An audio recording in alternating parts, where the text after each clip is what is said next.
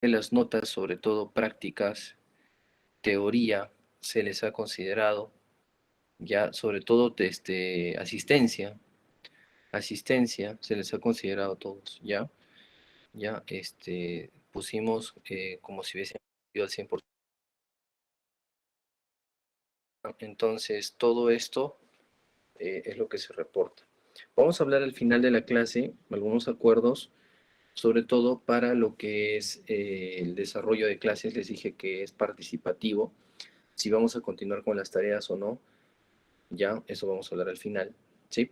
Muy bien, empecemos, ganemos tiempo.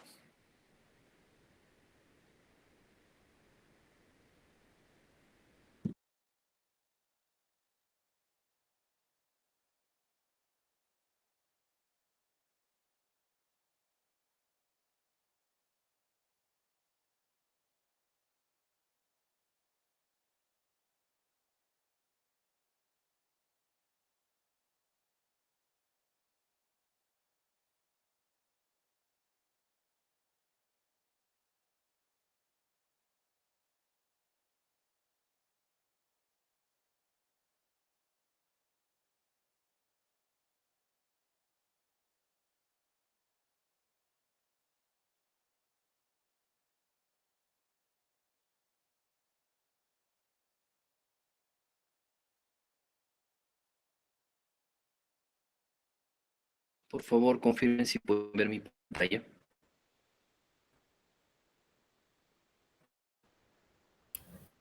Ya se ve, doctor.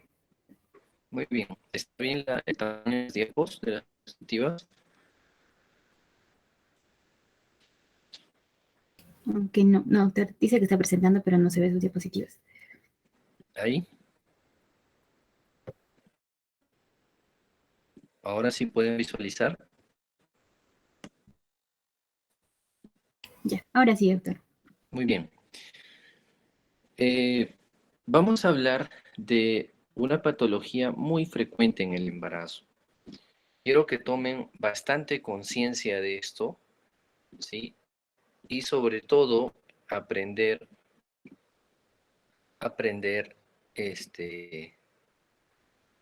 iniciar grabación, ¿ya? Y sobre todo tomar muy en cuenta la fisiopatología de la infección del tracto urinario en gestantes. Recuerden que durante todo el embarazo, la mujer gestante está en altísimo riesgo de desarrollar patología de tracto urinario. Doctor, ¿y si hay una infección urinaria, en qué repercute en el embarazo? Desde cuadros muy leves hasta cuadros muy severos, donde la consecuencia puede ser fatal, en el sentido de que afecte al producto de la gestación y termine hasta interrumpiendo el embarazo. Eso es lo que quiero que tengan muy en cuenta, ¿sí? Cuando hablamos del hallazgo de gérmenes en la orina, pues tenemos que tener en cuenta que esta orina de qué manera ha sido obtenida. Si recordamos anatómicamente, la uretra de la mujer tiene una longitud promedio de 3 centímetros a comparación de la uretra del varón, que son 15 centímetros en promedio. Entonces, de tanto de la uretra externa e interna, hablando en el varón, y en la mujer en longitud total de 3 centímetros. Entonces, esto nos va a poder permitir entender muchas cosas. Primero, que cuando nosotros obtenemos en un cultivo, ¿no es cierto?, una muestra de orina, existe una bacteriuria, en el caso de presencia de bacterias en la orina, significativa para poder hablar de un diagnóstico positivo, hablando del cultivo. Cuando encontramos más de 100.000 unidades formadoras de colonias, ¿sí?, y un uropatógeno único, o sea, un solo germen, en orina recogida por micción espontánea, es positivo cuando encontramos más de 100.000 unidades formadoras de colonias. Doctor, ¿y por qué tiene que ser más de 100.000 unidades formadoras de colonias? Pues porque a través del tracto genital, a través de la uretra y al salir la orina a través del meato urinario, pues de contacto con, en este caso, los labios menores vaginales o en su defecto secreción vaginal que fisiológicamente está ahí. Y estas pueden ser arrastradas hacia el vaso de muestra. Todo se encuentra así. Estoy hablando, nuevamente menciono, en un cultivo de orina. Y para nosotros hablar de que es positivo, o sea, de que es un examen de orina patológico o una orina patológica, es si encontramos más de 100.000 unidades formadoras de colonia al conteo, ¿no es cierto? Una micción espontánea. Si están a más de 1.000 unidades formadoras de colonia, si se recoge la orina por sondaje vesical, ¿sí? Entonces nosotros al poner la sonda vesical a través del canal uretral, también estamos arrastrando gérmenes. Por eso es que nosotros tenemos que considerar cómo se evalúa la muestra. Si es por sondaje, si hay 500 unidades formadoras, 100, 200 unidades formadoras de colonia, ese es un dato no patológico, porque sabemos que hay gérmenes que fueron arrastrados por la sonda a través del canal uretral. Pero si hay más de 1.000 unidades formadoras de colonia, ese es positivo. A gran diferencia si esta muestra ha sido obtenida por punción suprapúbica, vale decir, en área suprapúbica, una punción ecoguiada para aspirar con una hoja o catéter la orina directamente a la vejiga, que sabemos que en la orina, en vejiga, tiene que ser estéril, donde no hay gérmenes. Si encontramos cualquier cantidad, o perdón, claro, cualquier cantidad, sea uno o dos por campo, ya es un examen de orina patológico en cuanto al cultivo de orina. Teniendo esta premisa, nosotros en este caso ya podríamos saber y podríamos catalogar dentro de los hallazgos laboratoriales y la interpretación, considerar si hay gérmenes presentes en canal urinario, en tracto urinario y en vejiga. Sabemos que en vejiga no hay. ¿Ya? Bueno, me están escuchando, ¿verdad? Sí, doctor. Muy bien. Quiero aprovechar acá para mencionar algo que siempre se equivocan. Siempre, claro, y eso a veces me incomoda un poco. Ya acá está. Esta imagen voy a usar. Muy bien.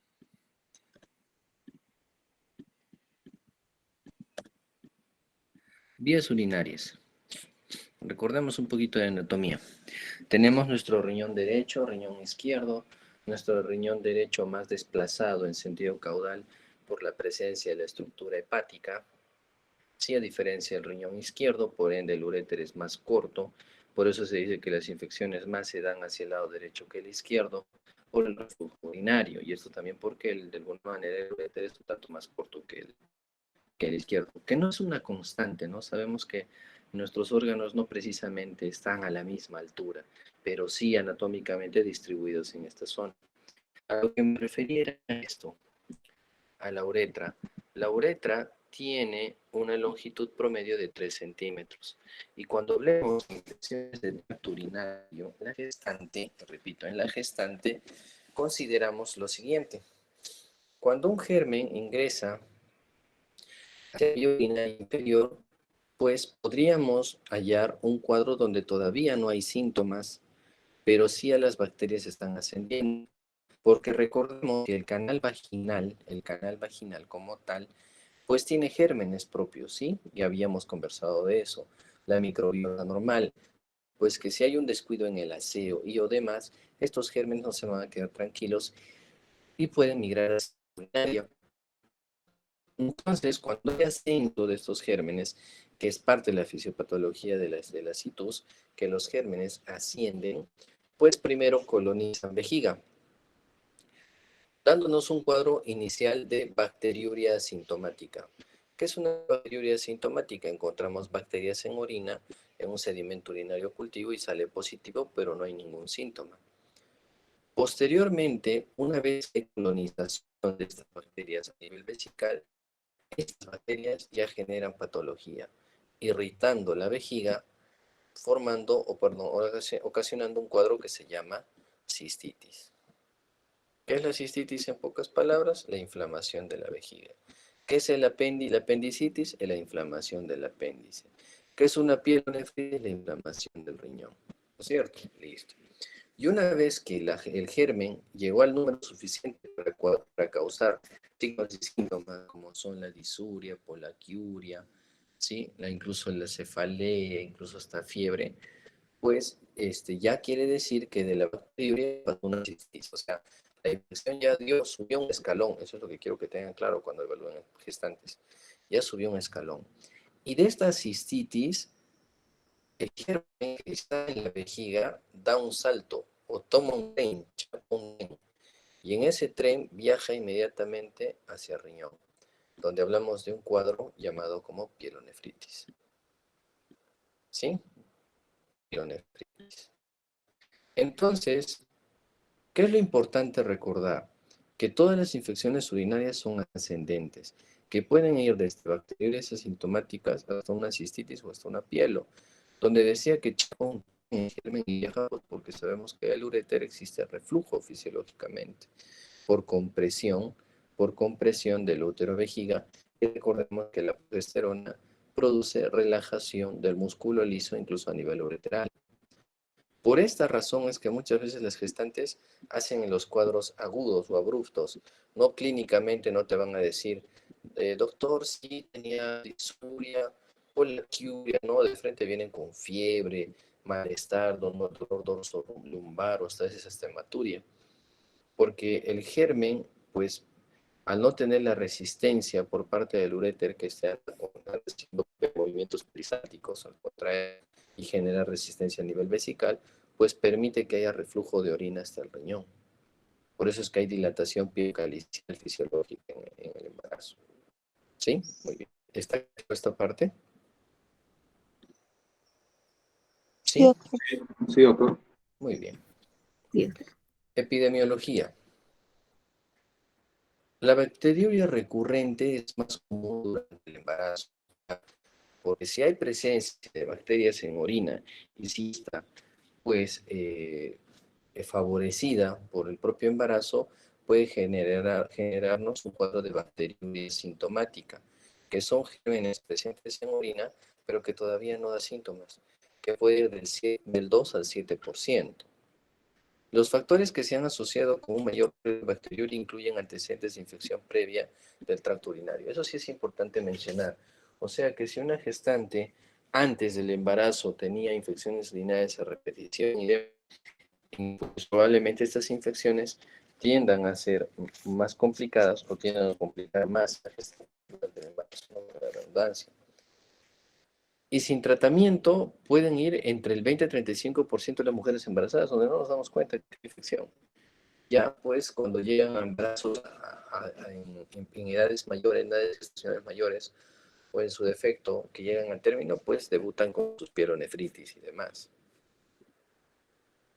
Dentro de la etiología de esta infección de tracto urinario, está un germen gram negativo, que es en este caso la Escherichia coli, en un 80-90%.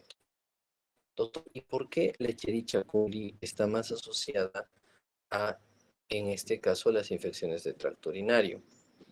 Pues simple. A ver. Lamentablemente, digo lamentablemente, pues la anatomía de la mujer es muy beneficiada en cuanto a ver, ¿dónde estamos? En cuanto a estructura ósea y muscular para un embarazo y pues para poder dar un parto, ¿no? Por el canal vaginal, ¿ya? Pero sin embargo a la vez no es favorecida porque anatómicamente pues el perine, que es el espacio entre vagina y ano, ¿sí? No es el suficiente a veces. ¿A qué me refiero? El rafe del perine o el perine del espacio entre vagina y ano tiene un espacio entre 2 a 3 centímetros. Pues que en algunas mujeres anatómicamente este espacio es mucho menor. Y recordemos que en el ano residen múltiples bacterias negativas, las cuales pues ávidas de alimento pueden migrar fácilmente hacia el canal vaginal. Recordemos que el espacio vaginal o el lecho vaginal tiene bastante glucógeno y como tal, el glucógeno vendría a ser como miel para las abejas. Si estos gérmenes llegaran al canal vaginal, sea por estreñimiento crónico, heces alrededor del ano, hábitos sexuales, aseo y demás. que ponen en riesgo y permiten que estos gérmenes lleguen hacia el canal vaginal, colonicen, crezcan y fácilmente hacia vía urinaria y hacia el urinario ascendente, como dijimos las infecciones. Esta bacteria es la responsable en un 80-90%, posteriormente de la Klebsiella y el Enterobacter. Posteriormente a esto, el Proteus, las Pseudomonas y el Citrobacter. ¿Sí? ¿Sí? Muy bien. Los cocos gram positivos están, en este caso, el Streptococcus galactiae, que es el más frecuente, y si se detecta durante el embarazo, se debe realizar profesiones antibióticas durante el parto para prevenir una sepsis neonatal, con en este caso el Streptococcus galactiae. Mucho cuidado en los cultivos. Y el Staphylococcus saprophyticus y Enterococcus causan, en este caso, infección al menos del 1%. Pero ¿quién es la estrella de la película acá? E. coli. Posteriormente, en este caso, estaba por Enteroproteus, Pseudomonas y Citrobacter. La fisiopatología es que hay una dilatación bilateral progresiva y frecuentemente asimétrica de los uréteres, como les dije, ¿no? Y eso se da a partir de la séptima semana. El HCG, producción inicial de la progesterona, relaja el músculo liso, ¿sí? Y comienza en la pelvis renal y continúa en forma progresiva por el uretra.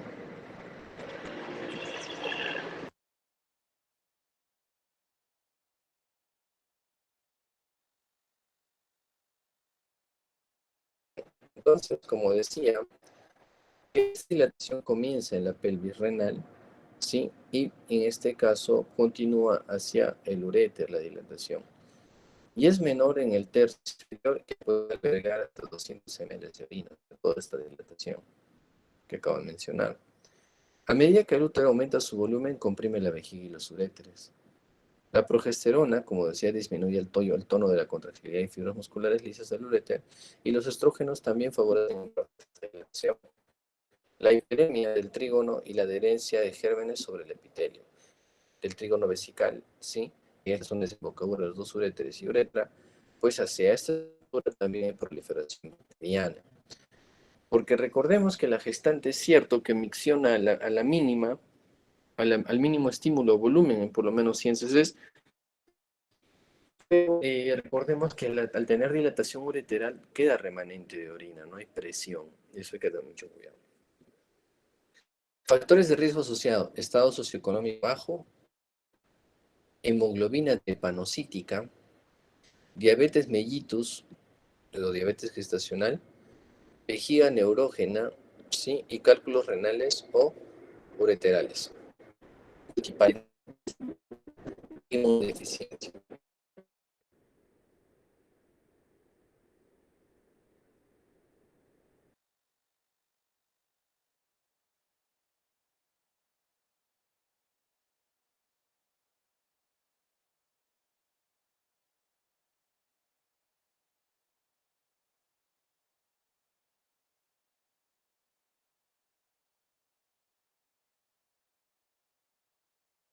Muy bien, no sé qué les ha dado los helicópteros el día de hoy, están pasando cada rato.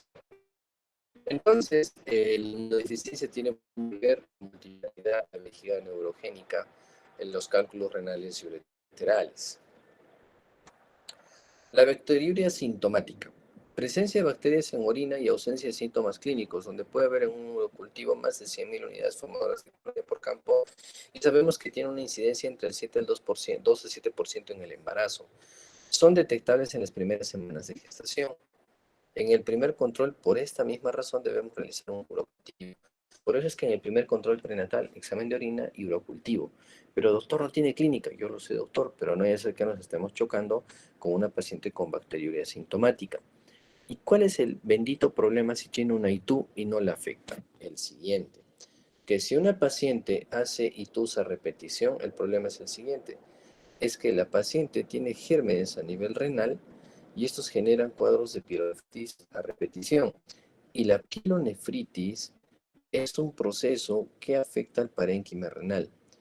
Y el problema está en que cada vez que la paciente haga una pielonefritis, pues va fibrosando estas zonas o se van dañando estas zonas a nivel renal, cada vez se va dañando. Y cuando hablamos de que un riñón progresivamente disminuye el tamaño, y por ende esto se llama insuficiencia renal. Claro que la gestante no nos va a hacer una insuficiencia renal como tal, dependiendo del cuadro. Sin embargo, sí, con el paso de los años, si no manejamos estos cuadros, pues la paciente tiene un riñón cada vez menos funcionante y que pues a la larga en sus edades avanzadas ya va a haber las consecuencias. Mucho cuidado con eso. 20 a 40% no son tratadas y evolucionan a pielonefritis. Miren, casi el 40%, estamos llegando casi al 50%. No te dicen que hay dificultad al orinar, pero sí te dicen que está cada rato. Y le dices, señor, eso es normal porque el útero crece y comprime la vejiga. Hasta ahí todo bien, pero si no diagnosticamos oportunamente estas infecciones, pues probablemente a medida que avance el embarazo vas a tener cuadros de ITU a repetición o en su defecto hasta resistentes al tratamiento. Y por ende este puede conllevar amenazas, abortos, primero, amenazas de parto pretérmino, hasta óbitos fetales. Y el 70% de los casos de pielonefritis, ¿sí? Son precedidos, en el 70% de las pielos son precedidos por bacteriuria sintomática. Por eso me es importante mencionar estos datos. La correcta erradicación de una bacteriuria sintomática durante la gestación reduce en un 80% a que una paciente no tenga una pielo, o sea, cuidados de red. ¿Sí? ¿Está claro hasta acá? ¿Está claro? Sí, doctor. Sí, doctor. Bueno, ¿quién es el germen más involucrado o más importante en esta patología? E. coli, doctor. Coli. Listo. Para la toma de muestra, en general, lo que debemos saber es de que las del debido lavado de manos, la micción de la primera orina de la mañana, y de preferencia es el primer chorro al inodoro y posteriormente al vaso de muestra. ¿Y por qué? Porque podemos tener, y sobre todo en la mujer, gérmenes que puedan estar en la zona de ingreso al meato urinario. Como repito, los gérmenes no están tranquilos, necesitan alimentarse. Pues al realizar la primera micción arrastras estos gérmenes y pues nos daría en este caso una muestra ideal que es el contenido vesical posterior. Por eso es que en la primera orina de la mañana, pero el segundo chorro. ¿Sí? En este caso, como decía, ¿no? Despreciar la primera micción, ¿sí? Y el resto se recoge en un recipiente estéril y llevar al laboratorio cuanto antes, menos de 24 horas. Sin embargo, lo que tienen que saber es que una muestra de orina no puede estar más de 2 horas en un frasco, porque a las 2 horas ya empieza a desnaturalizarse. O sea que si les piden una muestra de orina y ustedes pues dicen, ya, pues como aguanta con 24 horas, como mi muestra de la noche a las 8 o 5 de la mañana lo llevo. A mí me da pereza orina, lo dejo en mi frasquito. Pues esa muestra ya no sirve. 2 horas en frasco, ¿ya? Diagnósticos o criterios de diagnóstico. Cultivo sistémico a las 12 o 16 semanas, vale decir, en el primer control de nuestros pacientes, si vienen dentro del primer trimestre, el 80% de las pacientes encontramos datos patológicos. Miren, estoy hablando del 80. Es un urocultivo positivo cuando encontramos más de 100 unidades formadoras de colonia y un uropatógeno, o sea, un germen aislado. Y sin signos clínicos de infección urinaria y leucocitaria también podemos encontrar. Y un germen, el E. coli, en este caso seguido de Proteus, mirabilis o también Eclipsiella. Recomendación de muestra, en este caso, si es de 10.000 a 100.000 unidades formadoras de colonia por ml o cultivos polimicrobianos, ¿sí? En este caso, repetir con extremo cuidado la muestra. ¿A qué se refiere? Hay 100.000 unidades formadoras de colonia, perfecto, pero vemos de que hay varios gérmenes, no, esa es muestra contaminada, o volver a tomar con cuidado donde realmente puede ser una infección polimicrobiana, que podría darse, ¿no? Pero generalmente no, es un solo patógeno. Presencia de más de una de las especies bacterianas que normalmente no causan bacteriuria sintomática y que indican contaminación, como los difteroides o los lactobacilos. Y no son válidos para el diagnóstico de estudio microscópico en orina ni tira reactiva, que cursan con leucocituria. Hacer un urocultivo para Streptococcus galactiae, su presencia en este caso en el embarazo es de cuidado. Y realizar profilaxis antibiótica intraparto para evitar la enfermedad en este caso que les decía, en el cuanto al riesgo de sepsis neonatal. ¿Sí? Muy bien.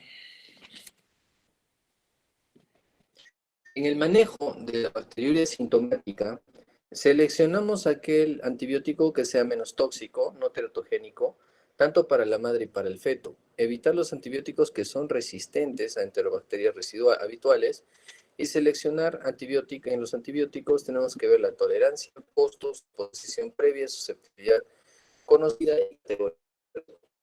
Duración promedio del tratamiento para mínimo 7 días a 10 días, ya que la presencia de la infección urinaria en el embarazo, en este caso en esquemas cortos, es alta, o sea, no podemos dar menos días.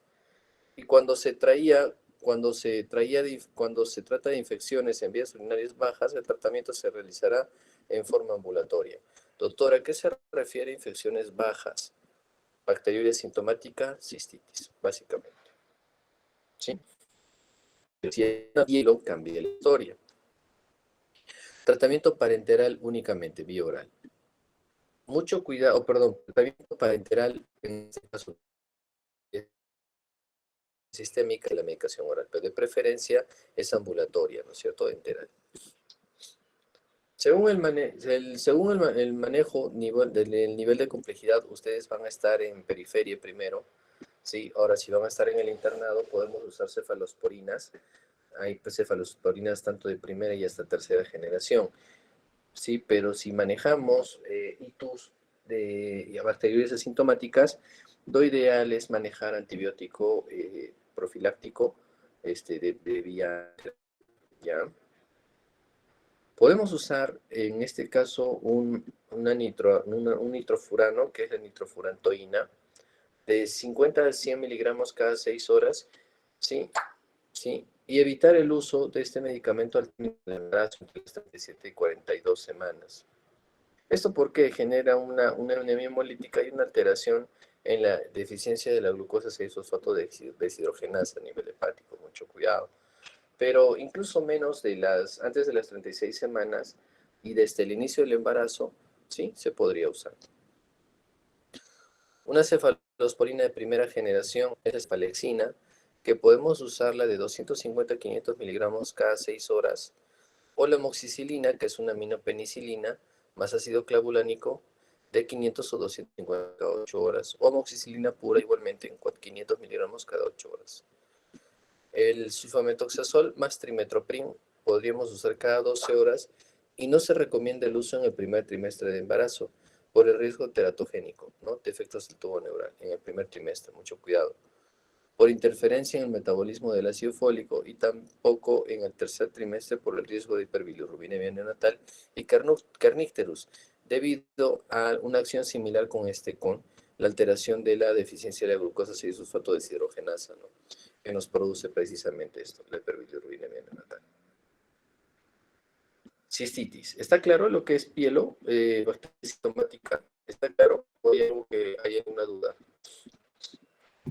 Doctor, una pregunta. ¿Y la cefalexina y la amoxicilina se usaría desde el inicio hasta el final del embarazo? Sí, No hay sí ningún podríamos dar la cefalexina y la amoxi. De preferencia amoxicilina pura. Recuerden que el ácido clavulánico ya no es seguro, incluso no se recomienda incluso en niños, en infantes también, hay que tener mucho cuidado. ¿Ya? Muy bien. Como amoxicilina pura. Cistitis. Como hablaba de la cistitis, es cuando ya hay una colonia. Miren acá los puntitos negros, cómo migra el germen. Vagina y se puede ir hasta vejiga. ¿Sí? Están viendo acá, ¿verdad? Miren cómo el E. coli no puede estar tranquilita de recto, se puede ir fácilmente hacia vagina. Entonces, la clínica es la urgencia urinaria, ¿no? De querer orinar a cada rato. Pero doctor, yo orino a cada rato. Perfecto, señora. Eso es porque la vejiga recién está llenando de orina y a la mínima concentración, pues ya la llama orinar por la compresión con el útero. Sin embargo, si te dice, doctor, me orino, siento que quiero orinar a cada rato y ya se me está escapando, esa es otra cosa, la urgencia urinaria. Doctor, me arde al orinar, que no tendría por qué, ¿no? El tenesmo vesical, doctor. Orino, me siento y tengo las ganas de que todavía está lleno, que quiere salir más orina. Mucho cuidado. Dolor suprapúbico y ocasionalmente podrían hasta presentar hematuria, piuria y fetidez en el olor. ¿Qué es la piuria, doctores? ¿Qué me dicen? Pus al orinar con pus. Claro que sí, detritos, ¿no? Detritos en proceso inflamatorio. La bacteriuria sintomática del 2 al 3% del 1% y la cistitis al 1.5% de los embarazos. Y su incidencia no disminuye aunque se trate de bacteriurias asintomáticas. La orina suele ser de aspecto turbio con presencia de leucocitos y con paso purulento, porque ya hay daño a nivel vesical, ¿no? Como ya colonizó la vejiga. Sí, y leucocitos en gran cantidad, la diferencia. El diagnóstico será principalmente por manifestaciones clínicas y se debe incluir un urocultivo con por lo menos 100.000 unidades formadoras de colonia, detectando un uropatógeno. Este platito, por decirlo así, de vidrio que ven, se llama caja de Preti.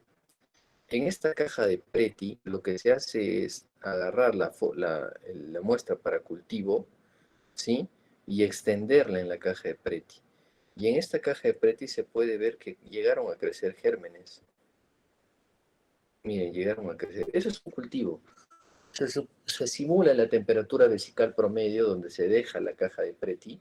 Imagínense una lata de betún con tapa, ¿sí? Pero de vidrio. Entonces, donde pueden ver en este caso la proliferación de gérmenes y que estos pues responden a la presencia de antibióticos. El antibiograma no es más que, imagínense unas pastillas, unas aspirinas chiquitas.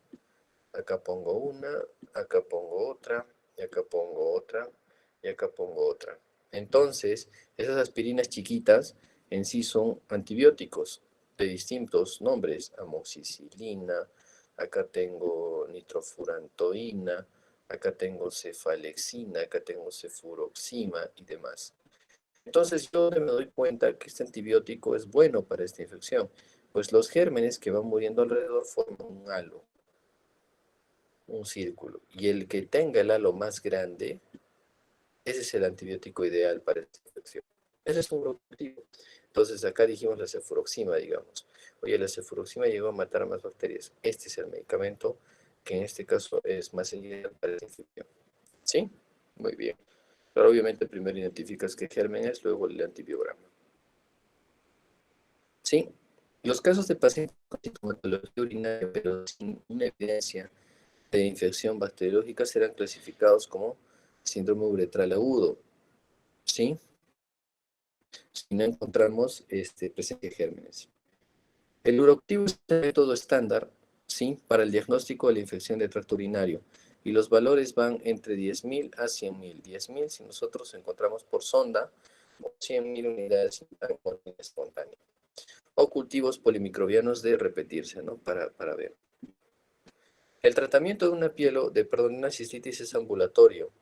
Iniciar el tratamiento empírico, antibiótico terapia similar a la indicada en la bacteriuria sintomática, o sea, podemos usar amoxicilina, nitrofurantoína, el sulfametoxazol más trimetoprim, podemos usarlo.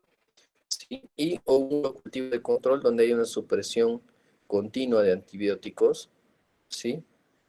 Y si hay recurrencia, o sea, tenemos que ver siempre con un cultivo de control para ver si nuestro tratamiento está siendo efectivo. O sea, ya tengo un cultivo, más el biograma ya tengo en mi caja de muestra, en mi caja práctica que puedo usar y posteriormente al tratamiento hacer siempre un control, un cultivo de control para ver si logramos erradicar la presencia de estos gérmenes.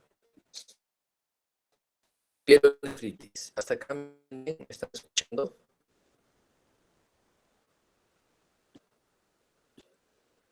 ¿Me están escuchando?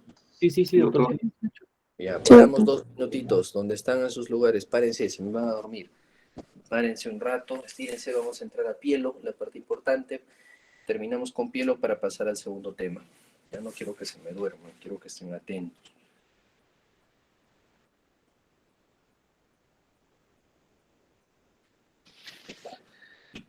Muy bien, entonces, En la pielonefritis tiene una incidencia del 1 al 2%, miren, ¿ah?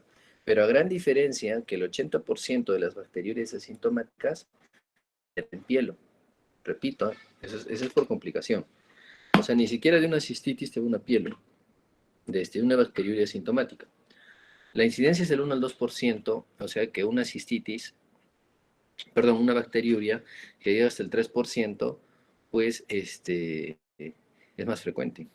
La tasa de recurrencia en el mismo embarazo es de un 18%, o sea, miren, casi el 20%. ¿Puede volver a tener una paciente una pielonefritis en embarazo? Sí, ya les dije que la consecuencia está en que se daña el riñón, se cicatriza toda esa zona. Factor predisponente, en este caso más importante, es la bacteriuria asintomática. Eso quiero que me entiendan.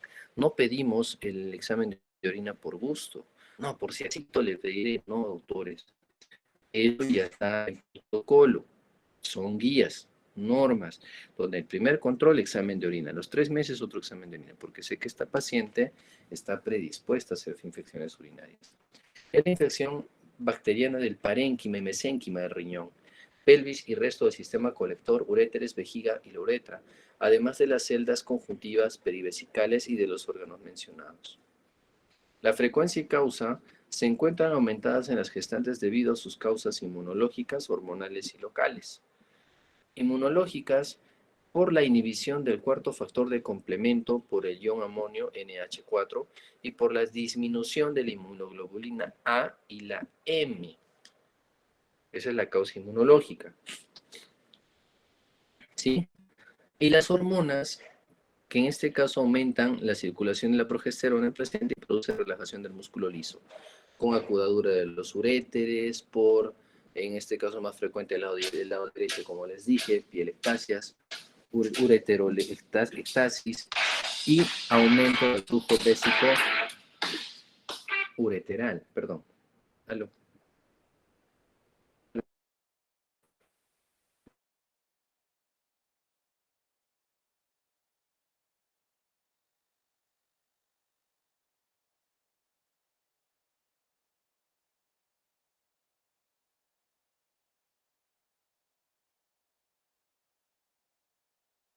Muy bien, perdón. Entonces, esa es la otra causa, ¿no? La inmunológica, ya les he dicho, y una inhibición del cuarto factor de complemento y por la disminución de la inmunoglobulina A y M, ¿sí? Y también hormonal, que también tiene mucho que ver la progesterona. Gérmenes más frecuentes, ¿ya? Estamos hablando de pielo. Gram negativos aerobios está el E. coli, un 70%, ¿sí? ¿Sí? Procedente de la flora intestinal, el Proteus mirabilis, Klebsiella, Enterobacter, Pseudomonas, Citrobacter. Gram positivos, Streptococo beta hemolíticos, Estafilococo dorado, por eso hay hematuria, generalmente por este. Gérmenes habituales de la uretra que se arrastran por la orina en el chorro inicial, Corynebacterium y Estafilococo aureus. ¿Sí? Aurus, que está en piel también. La mayoría de las pielonefritis agudas aparecen en el tercer trimestre de gestación. Por eso te dice que estas son el resultado de las bacteriurias asintomáticas. Mucho cuidado. A veces dicen, no señor, usted hace poquito se ha infectado y ya mire, o se ha descuidado y mire, está con una piel o no.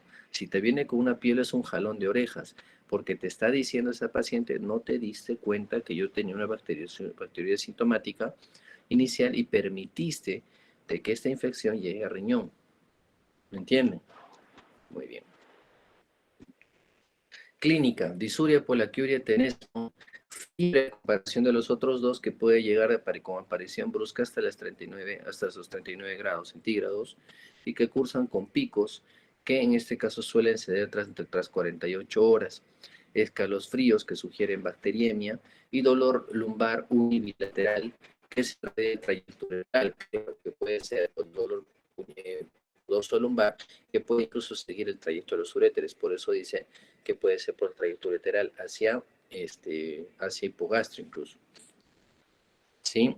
Puede haber anorexia, ¿sí? En este caso disminución del apetito, no hay ganas de comer, náuseas, vómitos, y que pueden ser hasta causantes de deshidratación.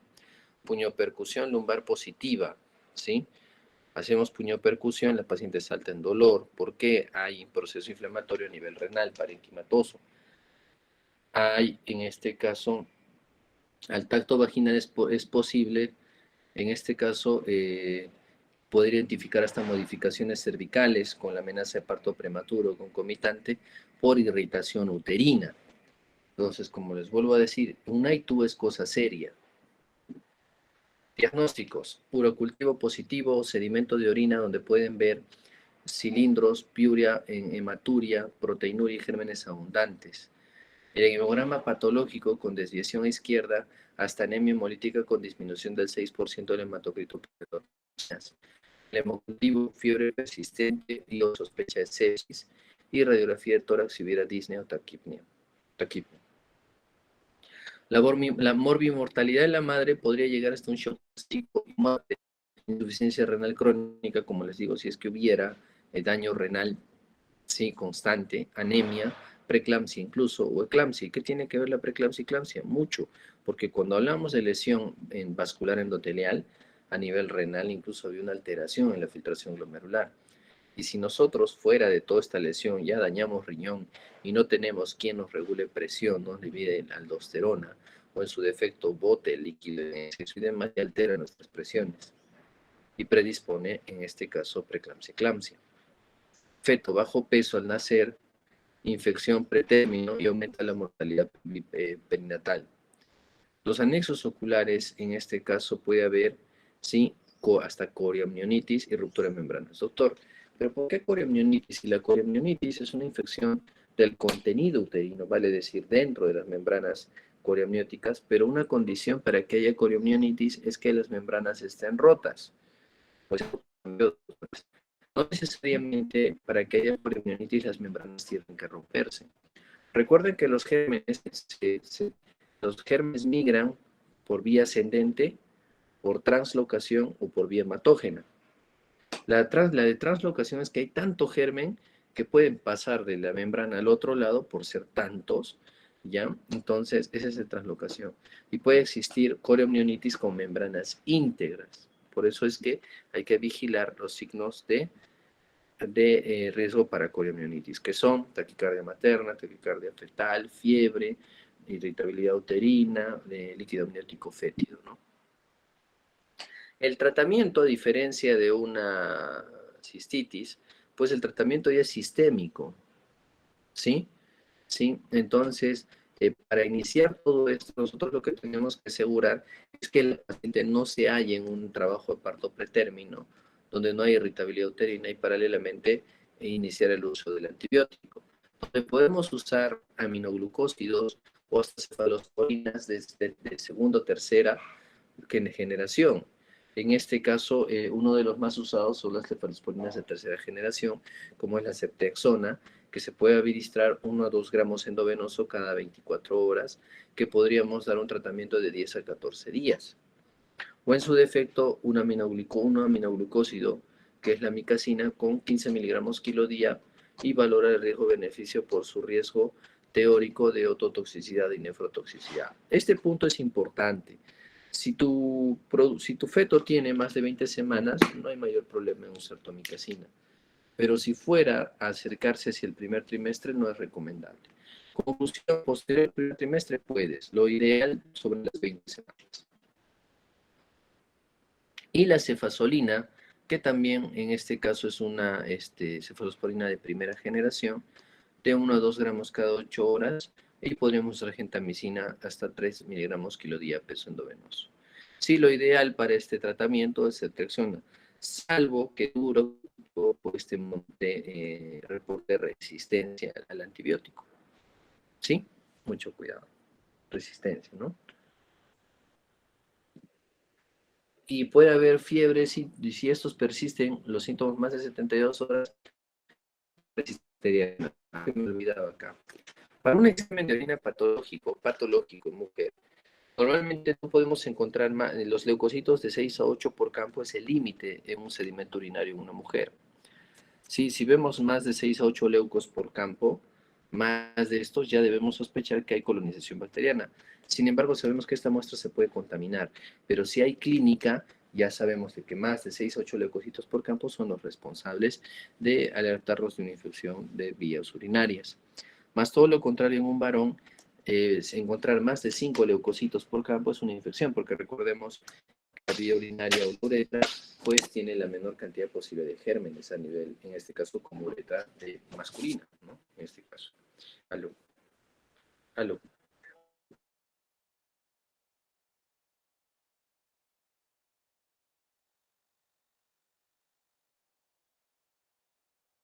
Muy bien. Entonces, eso es lo importante, ya en cuanto al sedimento urinario.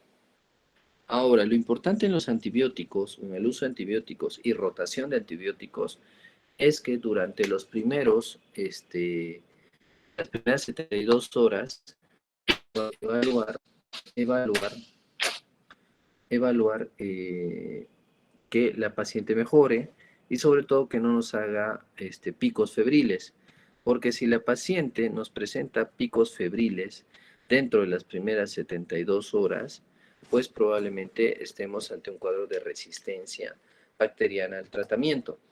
Por eso es importante, una vez que tú vas a iniciar un tratamiento por un cuadro de una pielonefritis, que por clínica ves a la paciente que tiene fiebre, puño-percusión positiva y demás, primero solicitar tu cultivo e iniciar tu antibiótico profilaxis. Y si ves que tu paciente es sensible al antibiótico que estás usando, pues bien, y si no, rotarlo. Y generalmente la rotación de antibióticos es a las 72 horas, a los 3 días, ¿sí? ¿Sí? Salvo que veas que realmente haya resistencia del germen al medicamento, ¿ya? Y en la espironefritis es importante su ecografía, ¿sí? Muy bien. En pielonefritis. Si la paciente permanece febril por más de 48 horas, cambiar antibiótico endovenoso a vía oral o valorar la posibilidad de alta y continuar. Si la paciente permanece afebril, o sea, 48 horas por lo menos posterior tratamiento o hospitalización, ya la pondremos en criterio de alta. Y vamos a tratamiento por vía oral, ¿sí? Y puedes cubrirlas hasta por 14 días.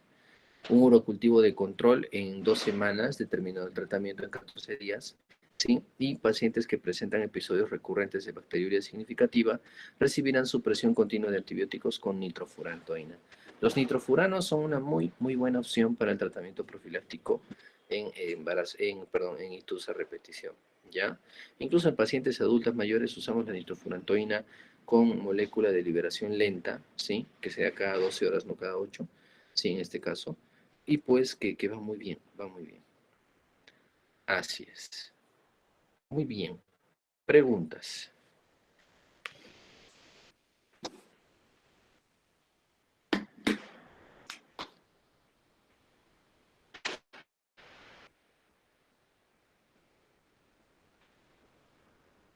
Aló, doctor. Aló. Sí, estoy en línea. Sí, doctor, no, le quería preguntar en el caso de la resistencia a la penicilina, ¿cuál sería lo alternativo para poder utilizar? Dependiendo al antibiograma, porque el antibiograma te podría dar resistencia, como en el caso que pones, digamos, una penicilina o una cefalosporina, digamos, se me ocurre. Resistencia a la ceftriaxona, una cefalosporina de tercera generación. Y en el antibiograma te dicen que vamos a poner la caja de Preti, que pusimos acá, ¿dónde está la caja de Preti? Acá está. Pusimos aquí ceftriaxona, digamos, aquí. Y su espectro de acción, pues, fue pequeñito.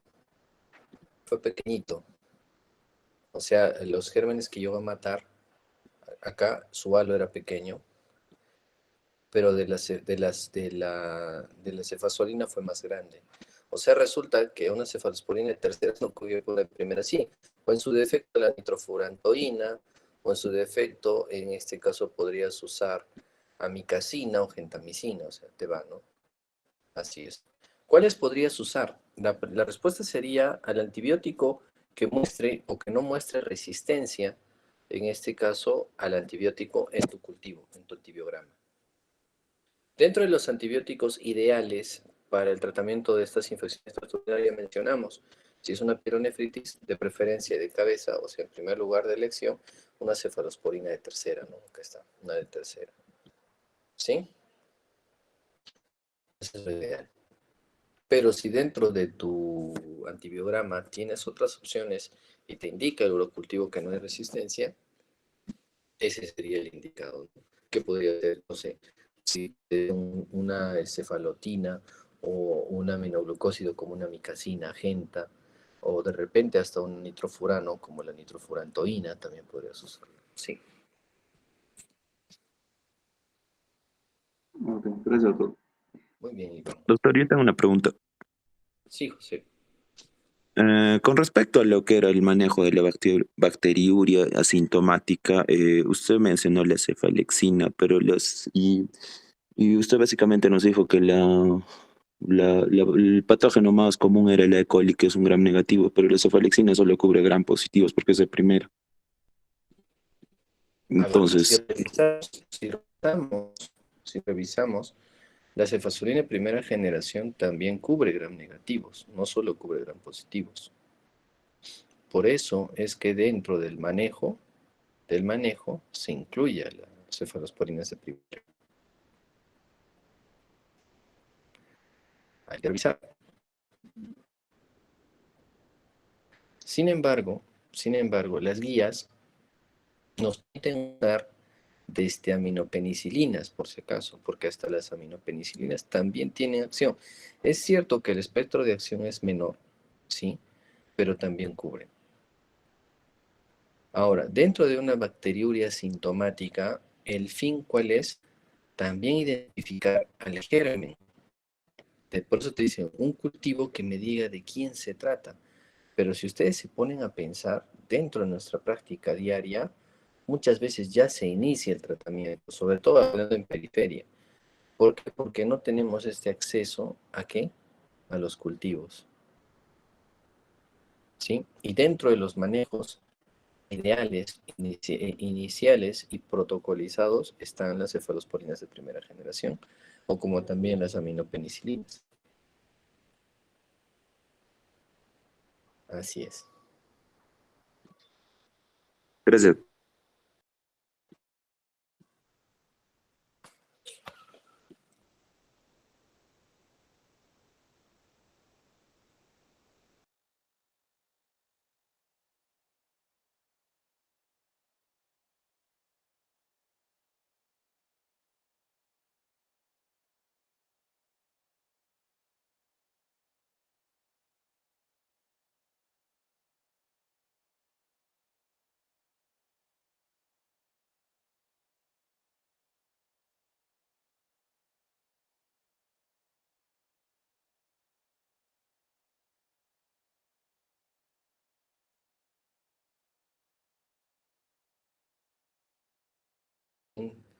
Memorizar las definiciones, porque ahí los agarran en los exámenes.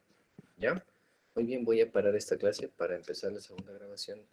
Pues voy a continuar, ya lo vamos a poner como una sola clase en el RP. ¿Sí? Recuerdo que este tema de ¿y tú? Lo voy a incluir al examen. Ya han visto que no está complicado. Ya no está complicado. Salvo que me den todo muy largo. Lo he hecho lo más agradable para ustedes el tema. ¿Ya? Muy bien. Entonces voy a cerrar esta presentación para pasar a RC. Repito, atentos a las definiciones para que lo tengan claro. ¿Ya? Muy bien, voy a abrir.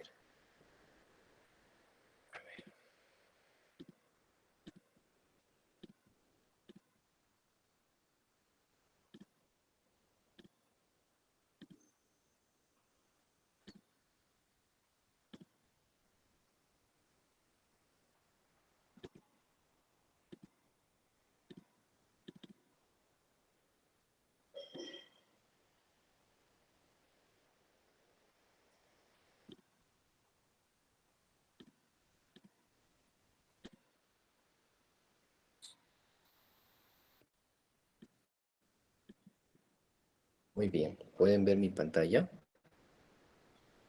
Sí, doctor, ya se ve. Sí, doctor. Muy bien. Retardo de crecimiento intrauterino, RCIU. Doctor, ¿por qué este tema hasta hace unos 3 4 años era engorroso, no se entendía muy bien y no le dábamos la debida importancia? No hace 4 años, hace 8 años promedio ya. Porque habían definiciones que no estaban claras, habían cambios Y lo importante de nosotros saber era por qué teníamos bebés más pequeños y otros más grandotes.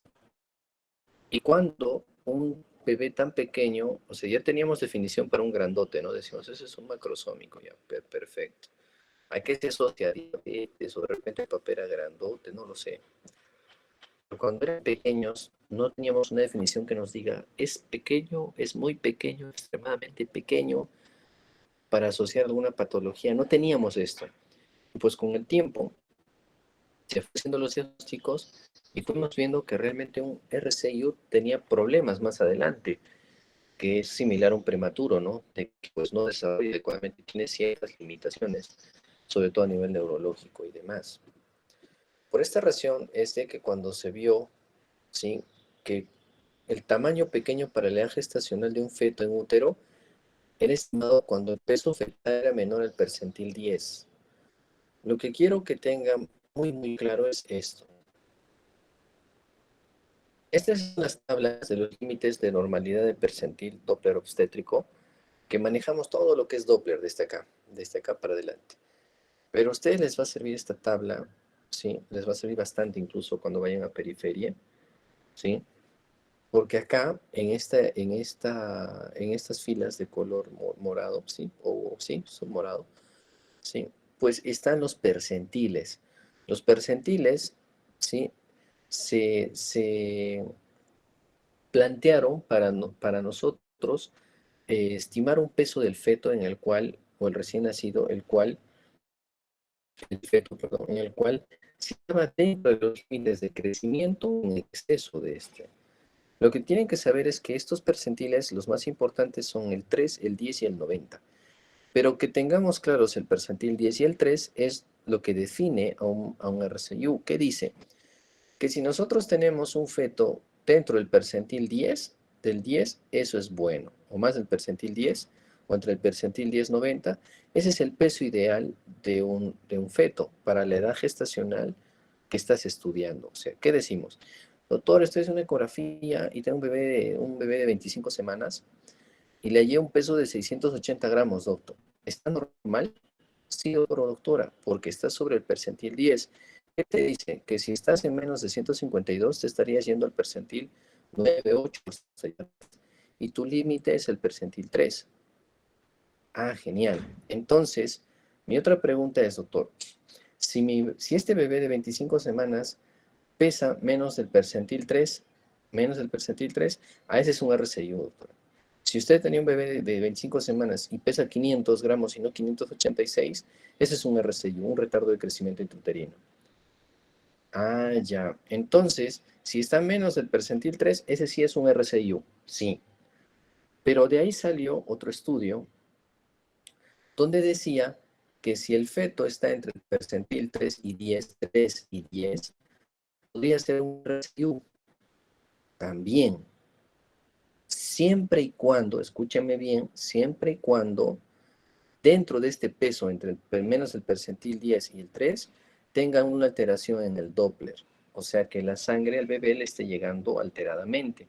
Lo que hablamos en las anteriores clases. Ah, ya, o sea que si está dentro del 3 y del 10 y tiene el Doppler alterado, ese es un RCIU. Y acá vino otra definición. Doctor, está entre el peso percentil 3 y 10, pero su Doppler está normal. Sí, sí, doctor. ¿Y ese cómo se llama? Pequeño constitucional o PEC, pequeño para la edad gestacional. Y acá salió otra definición que decía, tú tienes un chihuahua con un pitbull, se me ocurre, ¿qué vas a obtener? El cruce de un chihuahua y un pitbull. Y si hablamos de genética, lo más probable es de que este bebé o este perrito salga pequeñito. Y pregunto, ¿será normal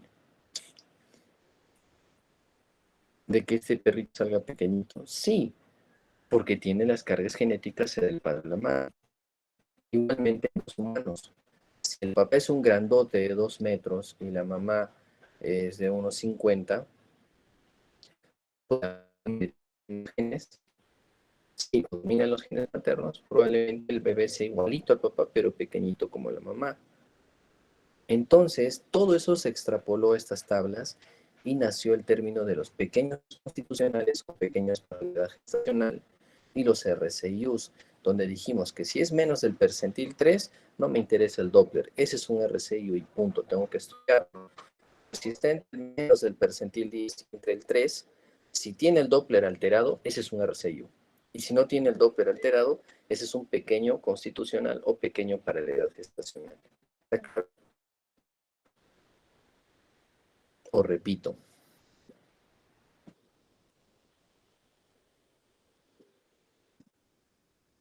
¿Está claro?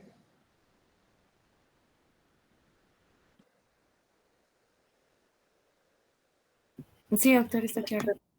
Sí, doctor, está claro. Sigo entonces. Entonces, cuando se vio que cuando un feto era menos del percentil 10, era un tamaño pequeño, pero de ahí se estudió cuándo era un RCIU y cuándo no. Pero ¿qué dijeron? Que cuando hay una alteración en el crecimiento, representa una falla en lograr un potencial óptimo en el crecimiento fetal y se encuentran expuestos a más riesgo de morbimortalidad neonatal los niños y morbimortalidad neonatal infantil, por la mayor incidencia de asfixia perinatal, encefalopatía hipóxico-isquémica e infecciones.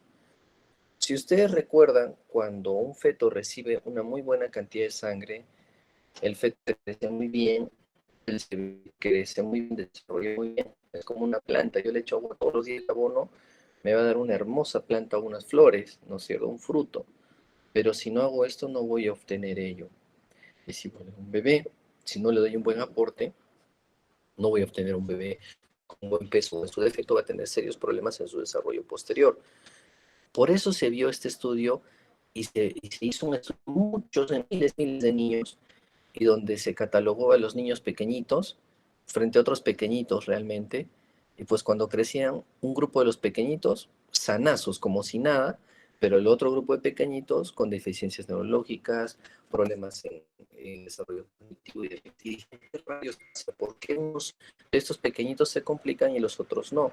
Pues era porque nos faltaba un estudio para poder catalogarlos y definir si eran pequeñitos constitucionales o pequeños para la edad gestacional o realmente eran RCIUs, o retardo de crecimiento intrauterino. Y esto fue el Doppler. Y el Doppler, en pocas palabras, como siempre les hablo en las clases, es el estudio de flujos, cómo llega la sangre al bebé. El estudio ecográfico nos permite eso, estudiar la velocidad con la que va la sangre hacia un órgano, en este caso placenta, feto. Se presenta en el 4 a 15% de los embarazos y no extiende estadísticas, no existen estadísticas claras en nuestro medio. Como les digo, ¿por qué? Porque están haciendo estudios, definiciones tenemos, pero si ustedes nos ponemos a pensar, ya me voy a Santo Tomás. Doctor, me mandó una paciente de 36 semanas que debería pesar ¿cuánto? Acá vamos a ver. Por eso digo, estas tablas les van a acompañar, descárguenlas sus celulares, sáquenle foto. Doctor, me ha llegado una paciente a mi centro de salud de 36 semanas y pesa 1900 gramos. Y que yo sepa, el percentil 3 debería ser de por lo menos 2000 gramos, pero tiene 1900, ese es un RCIO. O 1800, ya debo preocuparme. O en su defecto, tengo una de 29 semanas que debería pesar 1029 y pesa 800.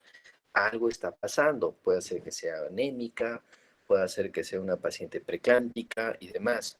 Entonces ya te está alertando para que actúes. ¿Sí? Eso es importante de esta tabla, es bien bonita, es muy, muy, muy bonita cómo se aplica. Entonces,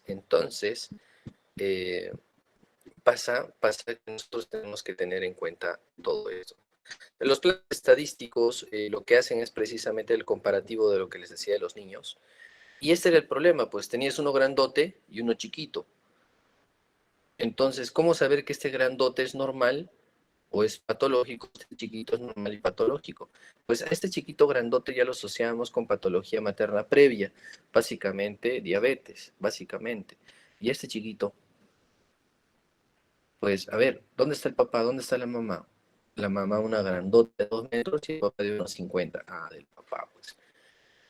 Probablemente. Pero si yo hago un estudio ecográfico desde el inicio, donde veo cómo están los flujos y demás, ¿no? Este es un pequeño constitucional. ¿Me entienden?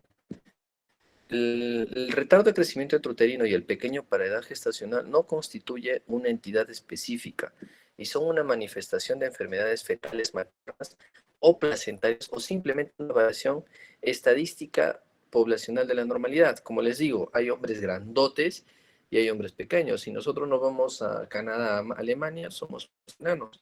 ¿Por qué? Pues porque la raza aria pues tiene mayor estatura. ¿Me entienden? En gran parte, no digo todos, probablemente hay unos cuantos alemanes que sean bajitos, pero tienen mayor estatura. Los australianos, ni que hablar. Entonces, ese es el detalle, ¿entienden? No es una entidad específica, donde podría ser la manifestación de enfermedades del feto, de la madre o placentarias, o simplemente una variación estadística poblacional. Por eso lo importante en la definición que acabo de mencionar al inicio de la clase y manejar muy, muy bien esas tablas. Doctor, tengo una ecografía y hice una ecografía a una paciente de 30 semanitas y está con 1400 gramos. Estoy preocupado, doctor. ¿Por qué? Porque tiene 1400. ¿Pero por qué, doctor? Si usted sabe de que el percentil 10 al 90, este bebé puede tener mínimo 1200, máximo 1800. Está dentro de lo normal. Doctor, no tiene 1200, tiene 1180. Este es el percentil 3 y 10. ¿El Doppler está normal? Sí está normal, doctor. Vuelva a hacerle seguimiento, porque en teoría este es un pequeño constitucional. O en su defecto, recién te está manifestando que es un RCIU. Lo vuelves a controlar en 2 semanas, sigue cayendo el peso y bajó del percentil 3. Entonces, eso asocias a que paciente desnutrida, anémica, o ves la placenta que tiene un grado de maduración placentaria mayor, o ves que esta paciente es preclámptica, entonces ya te das cuenta. Pues eso es lo importante de estudiar este tema. Muy bien. Entonces, ya estamos acá.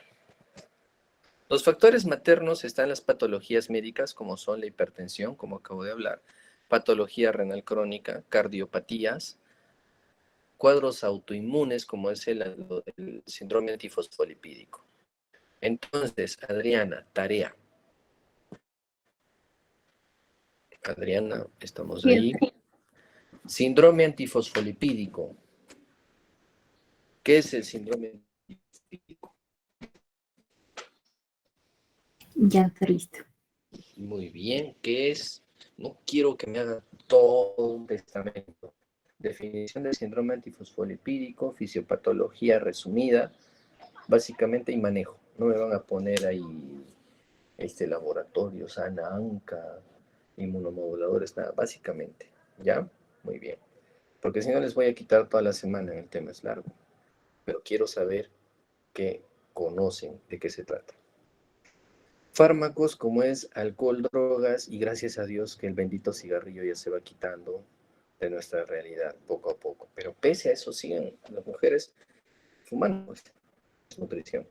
Restricción del crecimiento intrauterino, que pueden dar también factores fetoplacentarios como es insuficiencia placentaria, asociados o no a patologías maternas como son preeclampsia, nefropatías, trombofilias y factores genéticos, anomalías congénitas fetales que también pueden retardar el crecimiento fetal, sí, como son trisomía 21, 13 y 18, infecciones TORCH, toxoplasma, rubiola, megalovirus, herpes, virus de Epstein-Barr, ¿sí? Herpes y demás, y embarazos múltiples.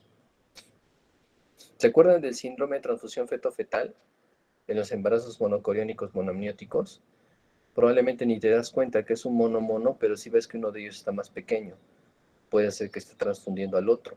Entonces ya te das cuenta, para eso son esas tablas. Cuando tú ves este peso y esta talla no es normal, o este peso no es normal para la edad, ya te hacen sospechar.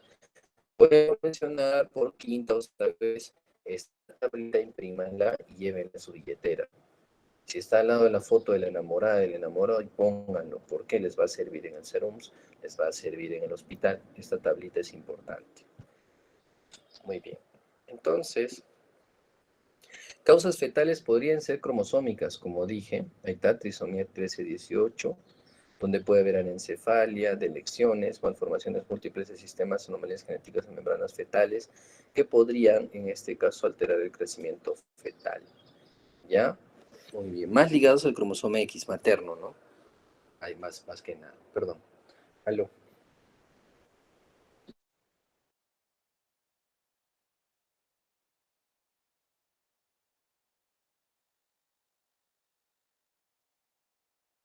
Doctores, 2 minutos, voy a firmar un documento. 2 minutitos, por favor.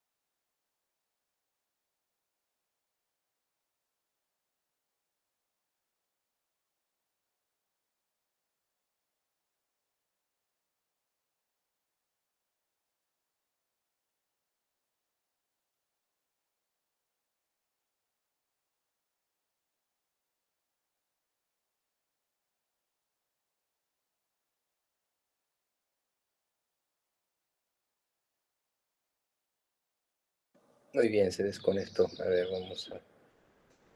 Permitir compartir la pantalla. ¿Me copian? Sí, doctor, ya se ve todo. Muy bien, entonces estábamos con las causas fetales, son genéticos generalmente, ¿no es cierto? Sí, ligados al cromosoma X. Y los hormonales, ¿sí? Que actúan luego de 26 semanas de gestación, que estimula la captación de aminoácidos, síntesis de proteínas, depósitos de grasa, de glucógeno en hígado y demás, todo lo que es desarrollo. Pues donde ahí puede haber una disminución del crecimiento, ¿no? Dependientes de, en este caso, de la insulina.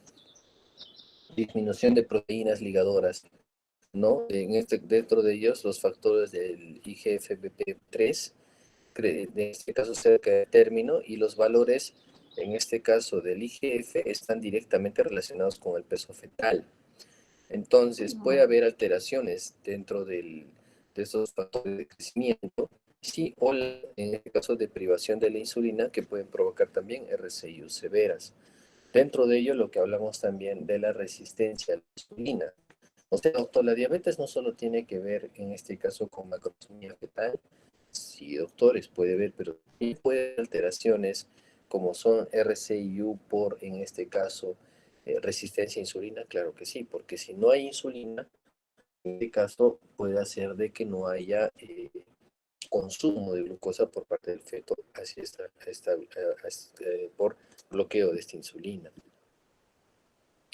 Las causas placentarias, en este caso, están en la arteria umbilical única, inserción velamentosa del cordón, placenta bilobulada, hemangiomas, placenta previa, insuficiencia placentaria, por lo que es disminución del flujo del útero, placentario, en este caso, sí, y también disminución de las vellosidades o la superficie vellosa de intercambio.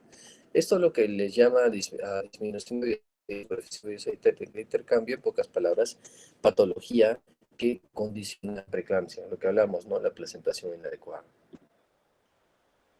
Las causas son multifactoriales asociadas a la génesis del retardo de crecimiento intrauterino y se pueden agrupar en 3 escenarios. Anomalías en la función placentaria, el inadecuado suministro materno oxígeno y nutrientes al feto y la reducida habilidad del feto para utilizar los suministros. Pocas palabras, anomalías en la función placentaria, básicamente preeclampsia, inadecuado suministro de oxígeno y nutrientes al feto, envejecimiento placentario o se llama senescencia placentaria, y reducida habilidad del feto para utilizar los suministros, vale decir bloqueo hormonal, básicamente, como les decía, alteración en la insulina. El compromiso de la circulación fetoplacentaria puede dar restricciones de aporte de nutrientes oxígeno, lo que hablamos desde el inicio, ¿se acuerdan? Les mostraba y les decía, miren, estas son las espirales que llegan en contacto con el tejido, con los fibroblastos, se forman las vellosidades coriales y demás, ¿sí? Los espacios intervellosos y todo. Cuando les decía, cuando se altera aquí este intercambio viene el problema, porque el bebé no tiene de dónde sacar nutrientes. Y eso es lo que pasa. Entonces, la restricción del aporte de nutrientes y oxígeno, hemodinámicamente, hay una redistribución de flujo que protege al corazón, cerebro, suprarrenal y detrimento a nivel de piel, intestinos, hígado, músculo y riñones. ¿A qué se refiere esto? Atraso en la maduración del desarrollo y la actividad del feto, la frecuencia cardíaca fetal. El feto, al recibir poco aporte, empieza, en este caso, a redistribuir. Es como nuestro cuerpo cuando tenemos un shock hemorrágico. Nuestro cuerpo hace su construcción periférica, aumenta la resistencia muscular periférica. ¿Para qué? Para que la sangre se centre en nuestros órganos principales, corazón, riñón, hígado y demás. Mismo que estoy adentro, redistribuye flujos a nivel cerebral sobre todo y hepático. Es lo que pasa. Entonces el resto de tejido se va dañando. O en pocas palabras, no dañando, recibe poco flujo y por ende no desarrolla adecuadamente. Bioquímicamente hay disminución de sustratos, alimento en pocas palabras. Disminución, en este caso, del feto al uso de aminoácidos. Hay incremento de cuerpos cetónicos porque es la resultante de usar glucosa o obtener glucosa por vías alternas. Hay mayor oxidación, hay gluconeogénesis.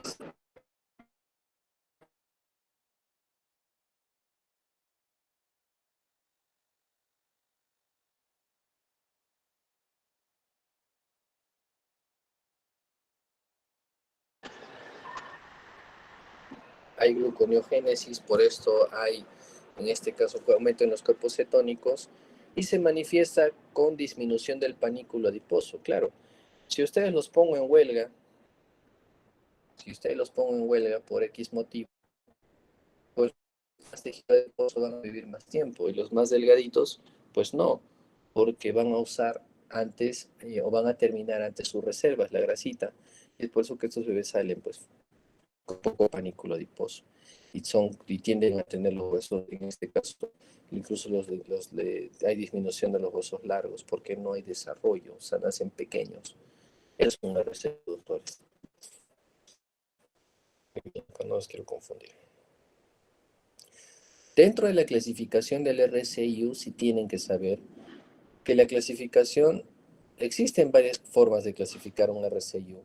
Había el RCIU simétrico y asimétrico antiguamente, pero ahora hablamos del RCIU precoz y tardío.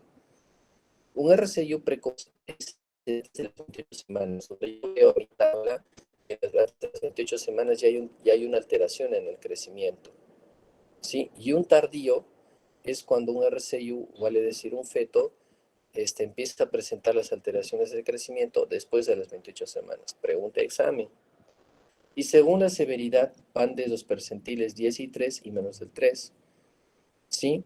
Entonces, según el análisis de proporciones fetales en simétricos tipo 1, los cuales presentan un 20-30%, y más tipo 2 que se presentan al 70%, ¿sí? Con un RCIU. Entonces, actualmente nosotros hablamos de los precoces y tardíos, por si acaso, ¿ya? Los simétricos y asimétricos, o el tipo 1 y 2, tienen causas intrínsecas, que pueden ser genéticas, ¿sí? O extrínseco, que pueden ser infecciones intrauterinas y teratógenos. En un tipo 2, extrínseco, insuficiencia placentaria y patología materna, ¿sí? Entonces, básicamente, para no tener en cuenta todo esto, lo que tendríamos que ver es si es un RCIU temprano o tardío. La diferencia está en que si un RCIU temprano manifiesta su alteración de crecimiento antes, lo más probable es que tenga un problema genético, ¿sí? Y si es un RCIU tardío, luego de las 28 semanas, este bebé desarrolló bien, pero pasa de que la placenta empezó a perder funcionamiento. Entonces, esto te condicionó, en este caso, un RCIU tardío, luego de 28 semanas.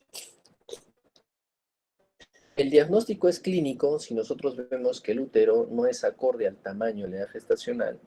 La ecografía nos va a definir el peso fetal, el ultrasonido y también laboratorios, si es que encontramos anemia y demás en el paciente.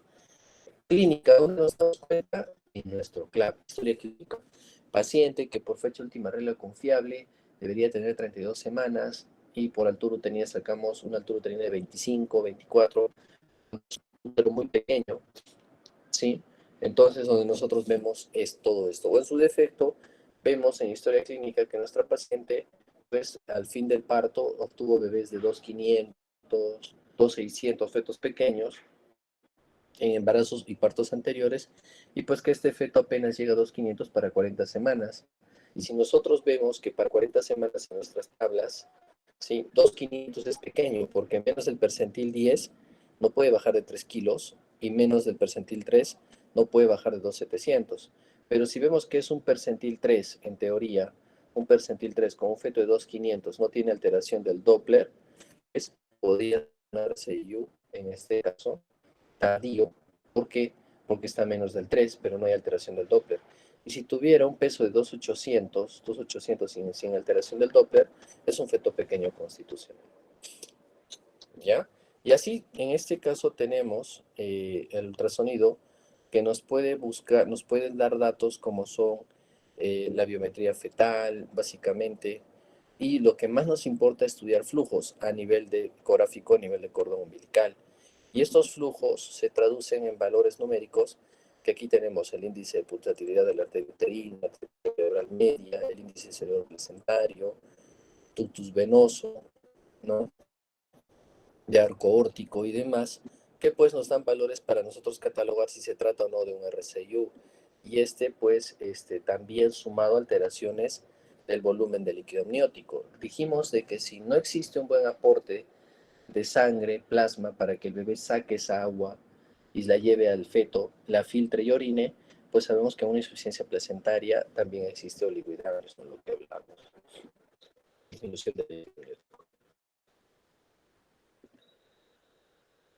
En laboratorio, cuando vemos que el estradiol y la concentración de los ácidos libres, ¿sí?, y la concentración de la alfa-2 macroglobulina están alteradas, se asocian altamente, en este caso, como predictores de RCIU. Repito, el valor es de estradiol, concentración de ácidos grasos libres y la concentración de la alfa-2 macroglobulina. El Doppler es el estudio más importante para catalogar a tu RCIU, como les acabo de ver en las tablas. No hay Doppler alterado dentro del percentil 310, pequeño constitucional, es un PEG, pequeño para la gestacional. Entre el percentil 3 y 10 con Doppler alterado, RCIU. Menos del 3, RCIU. Retardo de crecimiento intrauterino. La clasificación de los fetos con RCIU según el Doppler, ¿no?, alterado. Tipo 1 sin signos sugestivos de insuficiencia placentaria. Tipo 2 con aumento moderado de resistencia placentaria sin signos de redistribución en la arteria umbilical. Tipo 3 cuando hay un aumento severo de la resistencia placentaria y sin signos de redistribución. Tipo 4 sin signos de redistribución hemodinámica.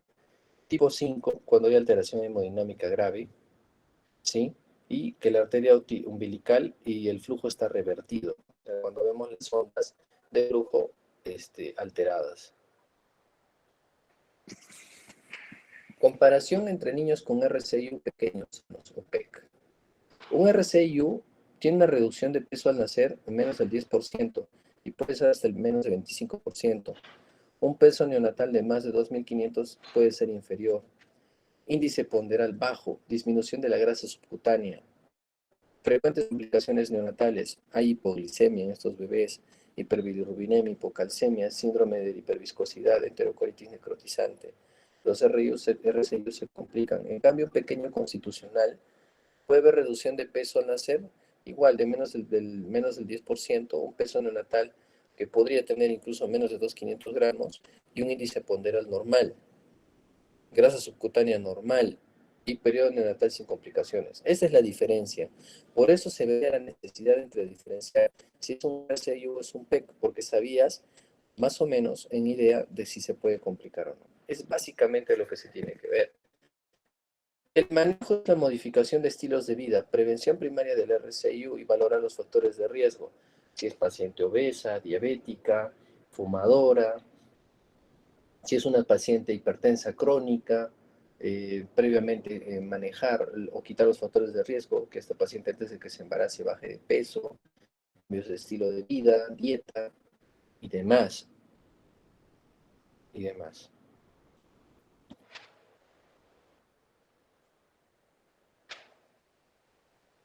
Lo que les decía de esto de hace 81 permite mejorar el resultado perinatal y disminuir las tasas de preeclampsia, sobre todo las tasas, la preeclampsia precoz, ¿se acuerdan? Podríamos usar AS 81, 100 o 150. El Doppler de las arterias uterinas en la semana 12-14 o en la semana 20-24 de gestación permite identificar un grupo de pacientes que van a desarrollar RCIU más severo o precoz. Cuando hacemos un estudio de las arterias uterinas en Doppler, lo que hacemos es ver cómo le llega el flujo al útero. Y las arterias uterinas ya te van indicando el flujo, con qué velocidad llega, en este caso la cantidad de sangre al útero. Y si ves que hay resistencia de vasos, ya te está dando un aviso a que esta placenta ya tiene, o esos vasos ya tienen resistencia. Y si tiene resistencia, llega menos sangre. Si llega menos sangre, te está avisando que vas a tener problemas a futuro con ese embarazo, con ese feto. Muy bien. Este es un Doppler donde nosotros vemos, este es una arteria umbilical, donde vemos una onda sistólica y una onda diastólica. Lo normal es esta, sístole, diástole, sístole, diástole. Pero cuando hay una redistribución, miren, la onda se invierte. Entonces les explico, cuando hay sístole, sopla, y cuando hay diástole, chupa, jala. Es una onomatopeya tal igual que la onomatopeya del latido cardíaco, el loop, ¿no es cierto? Entonces, cuando empuja y retrocede, y vuelve a iniciar para nuevamente hacer una diástole, hay una resistencia. ¿Y por qué? Porque se invierte la onda de flujo. Y esto ya está diciendo, en pocas palabras, que no está llegando adecuadamente la sangre hacia el feto. En pocas palabras, es lo que ven estas ondas en el Doppler. Muy bien. Entonces, sospecha de RCU por ecografía. Niega con 2 semanas y repetir ecografía al mes para ver cómo va el crecimiento. Si es que dentro de tus tablas el crecimiento está estancándose. ¿Sí? Entonces, si para confirmar el diagnóstico existen en este caso anomalías severas en el feto, no, control. Sí, terminar el embarazo en un nivel 2. Si ves que este feto tiene insuficiencia placentaria o alguna cromosomopatía, que pues sabes que este bebé no va a crecer más, entonces si valoras dentro del peso estimado normal, puedes manejarlo, ¿no?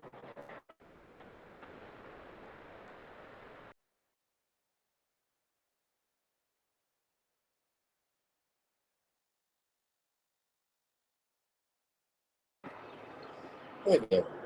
Si dentro del estudio ecográfico está normal, continuar con el control prenatal.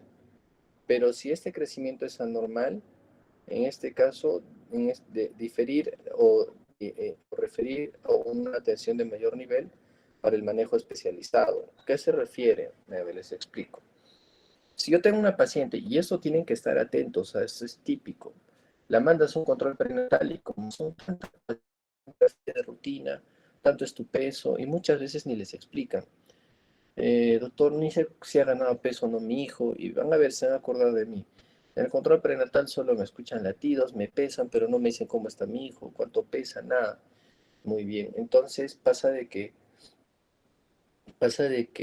cuando tú ves y comparas el crecimiento ecográfico, o sea, por los estudios ecográficos comparativos, y tu feto no está creciendo adecuadamente, o con las tablas que tienen no está dentro de los percentiles 3 y 10, es donde deben referir oportunamente, porque si tú te das cuenta de este crecimiento entre las 28 y 25 semanas y ves que no está ganando el peso adecuado, entonces lo refieres para determinar la causa. No sé si te está chocando con una paciente diabética, hipertenso, por último con una anemia severa, donde tú tienes que hacer un manejo y corregir la noxa. ¿Sí? Este es el Código Internacional de Enfermedades que pues ya nos pone como diagnósticos la atención materna por déficit de crecimiento y los códigos. Esto es importante porque nosotros debemos de saber identificar un RCIU. Y como acabo de mencionar por definiciones, no es difícil. Y mucho más fácil es si tú tienes esto, donde tú tan solo al ver el ponderado fetal ecográfico, si es que no lo haces, solo comparas y ves cómo está creciendo tu bebé. Pero no vas a poder usar esto si es que tú no tienes una ecografía precoz para poder tenerle de gestación confiable. Tú no vas a poder usar esto si es que un paciente no le mandas a su ecografía por lo menos cada 3 meses, dependiendo del caso, para tener 2 o 3 ecografías comparativas. Y si es una paciente en la que tú le puedes hacer una ecografía genética, de diagnóstico genética, morfológica y posteriormente una cada 2 meses para control de peso, genial. La norma dice que con 3 ecografías basta, pero si podrías tener una más, no hay ningún problema. Eso es lo ideal. ¿Sí? Muy bien. Hay un helicóptero que pasa y repasa ahí. A ver, ¿qué pasa? Ya dame un segundo.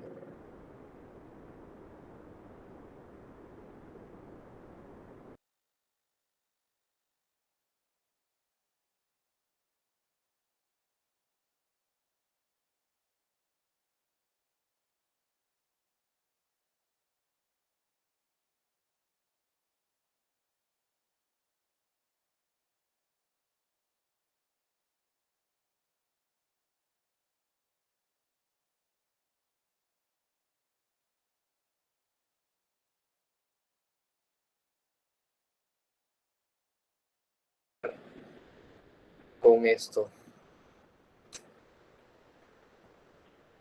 Nunca consideres el estudio como una obligación, sino como una oportunidad para penetrar en el bello mundo y maravilloso del mundo del saber. ¿Sí? por favor, siempre repasen, no lo hagan por obligación. Recuerden que toda esta información que tienen va a ser aplicada, no están estudiando solo para probar, sino para aplicar. Muy bien, preguntas.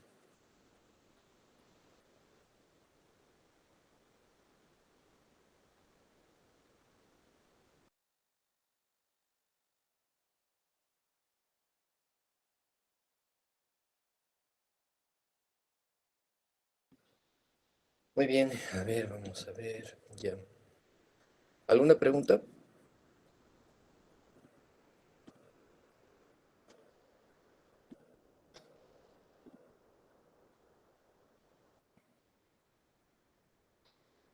¿Alguna pregunta? Alexandra, Alexis, Anaís, Carlos, Carmen, Carol, Celia, Diana, Fernando, Fiorella, Fran, Ingrid, Iván, Jason, Jimmy, Jorge, José, Juan, Yulisa, Karen, Catherine, Liz, Lucero, Marcelo, Miriam, Ruth, Milagros, Miriam Midward, Nicole, Paul y Rodrigo, Rubén, Romario, Jacqueline, Yamit, Josette. ¿Alguna pregunta?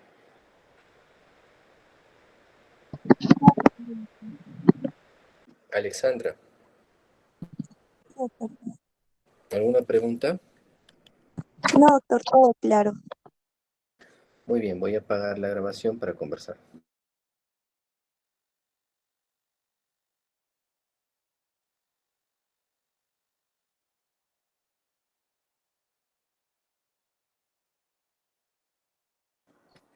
Muy bien, lo que queríamos era básicamente el día de hoy ponernos de acuerdo. Recordemos que ya tenemos el término del aporte, ¿sí? Tenemos el término del aporte en promedio para fines de diciembre, para poder plantear una fecha. ¿Tienen a la mano el calendario académico?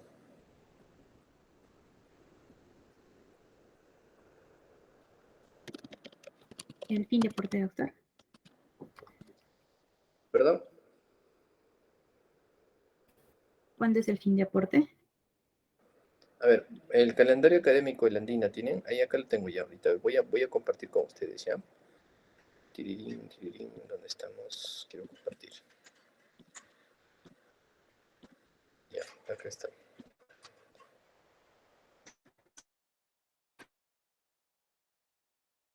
Mi pantalla. Hola, ¿están ahí? Doctor, no se ve Sí, todavía. doctor. ¿Se ve o no se ve?